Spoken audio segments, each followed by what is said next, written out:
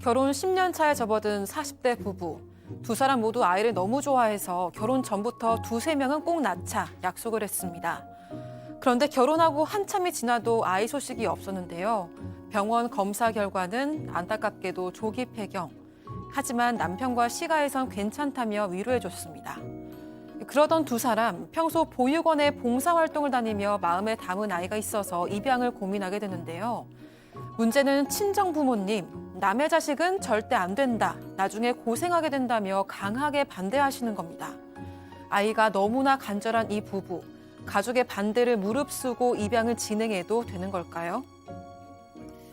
자, 오늘 사연 실제 사례를 저희가 이제 당사자 특정 등을 이유로 일단 일부 각색했다는 점 미리 말씀드리고요. 자, 결혼 10년 차에 접어든 40대 부부의 사연. 아이들을 너무너무 좋아해가지고 결혼 전부터 다자녀 계획을 세웠다. 네, 이 부부는 올해로 결혼 10년 차고요. 아내는 40대 초반이고 남편은 40대 중반입니다. 이 둘 다 아이를 너무 좋아해서 결혼 전부터 우리 아이 빨리 갖자, 적어도 둘셋은 있으면 좋겠다 이런 얘기를 하면서 자녀 계획을 세웠다고 합니다. 이 결혼할 때만 해도 두 사람 나이가 뭐 적진 않지만 그렇다고 많지도 않았고 둘 다 굉장히 건강했기 때문에 아무 문제 없을 거라고 생각을 했습니다. 자신했는데 그런 만큼 건강한 아이를 보기 위해서 이 부부가 술도 멀리하고 배달 음식도 자제할 정도로 이 아이에 대한 마음이 둘 다 굉장히 진심이었다고 합니다. 제 지인들 중에서도 이제 아이를 가지려고 할 때는 술, 담배 하다가도 딱 끊어버리고 진짜 이 배달 음식 단짠 이거 딱 이제 조절하고 말이죠. 근데 정말 안타까운 건 그렇게 애를 쓰는 사람들에게 또 아이가 잘 안 들어설 때가 있어요. 맞아요. 이 사연의 부부가 딱 그랬습니다. 두 분이 이제 맞벌이 부였는데도 불구하고 아이가 생기면 한 사람은 이제 그만두고 아이만 돌보겠다라는 결심까지 하고 있었는데 좀처럼 아이가 생기지 않는 겁니다. 그래서 현재 이제 국내에서 의료로 할 수 있는 부분들 뭐 인공수정이라든가 시험관하기 다 해봤는데도 소식이 없었다라고 합니다. 마지막에는 이제 산부인과에서 조기 폐경 가능성이 좀 있습니다라는 진단을 받았는데도 그래도 포기하지 않고 노력을 했는데 결국 조기 폐경이 왔고요. 아이를 갖는 게 불가능해졌습니다. 아유, 이런 진짜 아이를 뭐 그렇게 나 그냥 딩크 할래 뭐 이런 사람 이런 분들도 막상 저런 상황을 저런 통보를 받으면 그렇게 생각을 하다가도 또 그게 막 그 또 기분이 다르잖아요. 자, 그런데 이분들은 더군다나 다자녀 계획을 세웠는데 이런 통보를 받았다? 네, 아. 정말 상심이 크죠. 근데 저도 이제 난임 부부나 또 불임 부부를 만나면 이렇게 아이를 못 가질 경우에 여성이 아이를 못 가질 경우에 그러니까 남편이 그래도 자상하게 잘 해주면 넘어갈 수 있는데 남편이 냉랭하면 이 아내들이 너무너무 괴로워해요. 근데 이 경우는 다행히 남편이 너무 자상한 거예요. 상심이 같이 컸음에도 불구하고 괜찮다, 우리 아이 없어도 된다, 나는 네가 있으니까 된다, 사랑한다 막 이렇게 얘기를 해줬어요. 그리고 양가 부모님께서도 속으로는 손주를 얼마나 기다리시겠어요. 그럼에도 맞아요. 불구하고 서운한 내색 전혀 안 하시면서 둘이 잘 살면 된다 이렇게 위로를 해주시고 또 친정 어머니께서는 항상 보약도 챙겨주시고 그 반찬도 만들어주시고 더 신경을 써주시니까 이 아내께서는 남편도 어르신들도 다 너무 따뜻하니까 잘 넘어갈 수 있었습니다. 아우, 정말 다행입니다. 자, 그런데 이 부부가요. 정말 진짜로 아이들을 좋아했던 거예요. 평소에 보육원, 고아원 이런 데서 막 봉사활동 이걸 또 많이 하셨다는 거죠. 그렇죠. 평소 뭐 뉴스나 이런 TV를 보면서 좀 보육원에 특히 버려지는 아이들, 부모의 어떤 경제적 어떤 사정 때문에 버려지는 아이들에 대해서 관심이 많았고요. 부부가 서로 그런 얘기를 많이 했던 것 같습니다. 얘기하던 중에 그러면 아예 우리가 보육원 한번 가보자. 아이들 한번 만나러 가보자. 라고 해서 의기투합이 돼서 두 사람이 보육원에 가서 아이들을 직접 만나기도 하고요. 그리고 고아원, 보호회관에서 직접 봉사활동도 같이 했던 것으로 지금 보입니다. 그래서 나중에 봉사활동 하면서 나중에 부부가 우리 아이들 함께 이렇게 정말 오면 좋겠다 이렇게 얘기를 했는데 그 이후에 나중에 보니까 이 조기 폐경 판정을 받았던 상황이고요. 그래서 이 조기 폐경 때문에 너무 힘들었을 때도 보육원 봉사활동은 멈추지 않고 계속적으로 부부가 했다라고 합니다.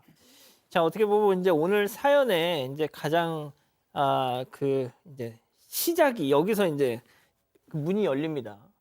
그 보육원, 고아원 이 봉사활동을 갔을 때 한 아이가 이렇게 쫙 다가오는 거죠. 네, 그러니까 입양하신 분들 얘기를 들어보니까 정말 딱 그 내 아이 같은 아이들이 있었다고 하시더라고요. 진짜요? 딱 내 아이를 만나 하신다는 분들이 있었어요. 근데 이 부부도 마찬가지였어요. 어느 날과 다름없이 주말에 찾아가서 아이들을 돌보고 있는데 저기에 못 보던 아이가 돌도 안 된 여자아이가 있는 거예요. 근데 뭔가 마음이 움직여서 보호사께 여쭤보니까 이 아이요, 미혼모가 며칠 전에 키우지 못하겠다면서 맡기고 간 아이예요. 그러는 거예요. 근데 남편하고 곰곰이 아이를 보고 있는데 너무 예쁘더라는 거예요. 그러니까 남편이 귀가 당신 닮았다. 그리고 또 아내는 얘 눈이 당신 남편 닮았어. 막 이런 식으로 주고받은 거예요. 한참 보고 한참 안아보다가 이제 왔어요. 근데 집에 와서도 그 아이 생각만 나는 거예요. 아이고야. 그래서 둘이 계속 대화를 하는 겁니다. 그때 걔 우유 먹는 거 너무 예뻤지. 트름하는 것도 너무 귀여웠지. 정말 자는 모습은 천사 같더라. 이러면서 둘이 똑같이 계속 그 아이 얘기만 하게 됐다고 합니다. 소장님 원래 진짜 그렇게 그런 경우가 많나 보죠. 진짜 그게 어떻게 보면 인연인 거잖아요. 그러니까 가슴으로 낳는다는 말이 저는 맞는 것 같아요. 왜냐하면 보육원에 가든가 어디를 갔는데도 유난히 그 딱 눈에 들어오면서 뭔가 딱 연결되는 아이다 있었다는 얘기들을 하시더라고요. 자, 그래서 결국 이 부부의 마음속에 한 단어가 스며듭니다. 입양. 네, 너무 자연스럽게 우리 그 아이를 입양하면 어떨까 하는 얘기를 하게 된 겁니다. 이렇게 부부의 의사가 사실 무엇보다 중요하긴 하지만 또 양가 부모님 말씀을 안 들어볼 수가 없잖아요. 조심스럽게 얘기를 드려봤습니다. 그런데 양가의 입장차가 굉장히 뚜렷합니다. 일단 시간은 너희 둘만 잘 키울 자신 있으면 우린 상관없다. 너희 마음에 들었다고 하니까 그건 우리 마음에도 들어온 거나 마찬가지다. 라면서 환영을 해주셨는데 이 반면에 친정에서는요. 그래봐야 남의 자식이라면서 굉장히 강경하게 반대를 했던 겁니다. 이 평생 책임져야 하는 일인데 그렇게 몇 번 가서 안아보고 결정할 일이 아니다. 이런 입장입니다. 양 변호사님. 진짜 저도 이제 고양이를 이렇게 키우잖아요. 근데 처음엔 그냥 예뻐서 이게 좀 뭐 사람 입양하고 뭐 비할 바는 아니지만 생명을 책임진다는 거는 진짜 이게 보통 이 책임감이 아닙니다, 이게. 아마도 친정 부모님도 그런 부분을 좀 염려를 하셨던 것 같아요. 그렇게 말씀하셨답니다. 실제로 배 아파서 낳은 친자식도 키우다 보면 정말 힘든 일이 많은데 남의 아이 아니냐 어찌됐든지. 게다가 또 부부는 이 입양한다는 걸 감추고 싶지 않았다고 해요. 공개 입양을 하겠다라고 말씀드렸더니 아니 그러면 주변 사람들이 보다가 너희들에 대해서도 뭔가 좀 색안경 끼고 쳐다보게 될 수도 있다라는 얘기도 했고 그 공개 입양해놨는데 그 아이가 커서 뭐 친부모 찾고 싶다 아니면 혹시 사춘기에 방황이라도 하게 되면 그때 가서 너 어떻게 하려고 그러냐라면서 우리는 손주로 인정할 수 없다라는 입장을 취했답니다. 자, 아이가 너무너무 간절했지만 이 조기 폐경으로 아이를 가질 수 없게 된 이 사연자 따님. 자, 그런 딸이 너무나 안쓰러우면서도 딸의 행복을 가장 바라는 건 친정 부모님 아니겠어요? 그런데도 불구하고 딸이 원하는 거를 그렇게 저렇게 극력 반대하고 있습니다. 특히 아버님. 자, 박상희 소장과 박지훈 변호사가 오늘도 각각 이 딸과 친정 아버지 역할을 분해서 별별 극장 레디 액션! 아빠, 그이도 그렇고 저도 그렇고 정말 아이를 너무너무 좋아하는 거 아시잖아요. 정말 이 아이, 정말 저는 아이 못 낳잖아요. 이 아이 정말 제 친자식이라고 생각하고 정말 잘 키워보고 싶어요, 네? 그게 말처럼 쉬운 게 절대 아니다. 내 자식, 내 핏줄도 물어보고 싶을 때가 얼마나 많은데 그렇다고 없던 일로 할 수 있는 것도 아니잖아. 가슴으로 낳는다는 말이 있어요, 아빠. 제 배 아파서 낳지는 않아도 저 정말 잘 키워보고 싶어요. 아빠 애가 너무 예뻐요. 한번 보시면 마음이 달라지실 거예요. 그런 일은 절대로 없다. 내 눈에 흙이 들어가도 그 아이는 내 손주로 인정을 할 수가 없다. 아빠, 시부모님은 다 인정해 주신대요. 정말 우리 둘이 늙어가면 얼마나 쓸쓸하겠어요. 둘도 아니고요, 셋도 아니고요. 저 딱 그 아이 한 명만 정말 잘 키워볼게요, 아빠. 사돈 어른들도 지금만 좋다고 하지 나중에 애 커가지고 막 문제 일으키고 쏙 썩이고 막 아프고 그래 봐라. 그게 다 니한테 하살같이 하살로 간다이. 자식 못 낳는 게 흠이 잡힐 수 있는데 네가 내 새끼니까 나도 이런 소리 하는 기다. 내 말 좀 들으라. 울지 말고. 예, 참고로 말씀드리면 우리 박상희 소장께서 박지민 변호사님보다 2살 많으신가요? 예, 좋습니다. 아, 역시 누나죠, 누나. 예. 아, 누나입니다. 예. 자, 양 변호사님, 네. 저는 제가 이 역할극을 보니까 네. 저는 오히려 반대로 하면 시가에서 할 줄 알았는데 친가에서 하는 게 만약에 행여 이 아이가 또 무슨 좀 이러면 그 화살이 다 우리 딸한테 올 수 있다. 마지막 저도 똑같은 생각이 들어요. 마지막에 친정 아버님이 하신 말씀이 진짜 속마음인 것 같아요. 그분들이 아이가 싫고 그런 게 아니라 맞아요. 이게 시가에서는 지금은 좋다고 하지만 혹시라도 지금도 속으로 우리 아들이 뭐 결혼 잘못해서 우리가 대를 못 이었다 이런 생각 마음속으로 하고 계실까 봐 걱정이 안 될 수가 없죠. 친정 아버지니까 억울해도 그런 생각이 드실 수 있잖아요. 게다가 만약에 입양했는데 아이가 좀 뭔가 탈이라도 나면 그래서 사실 저는 속으로는 반대 안 하실 것 같은데 그 말씀을 걱정을 그렇게 하시는 것 같아요. 그렇죠. 자, 박 변호사님은요? 저도 마찬가지예요. 아버지가 이 반대가 확정적 반대라고 하기는 어렵습니다.